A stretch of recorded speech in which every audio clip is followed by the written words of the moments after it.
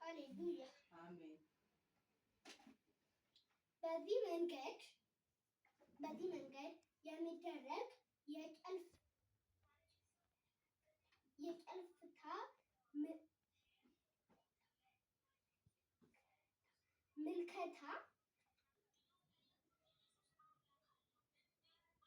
በዚህ መንገድ የሚደረግ የጨልፍታ ምልከታ ምልኮታ ከጌታ ጋር በተጻፉት ቃላት የሚደረግ አማካኝነት ከሚደረግ ህብረት ሰዎች ካላችሁ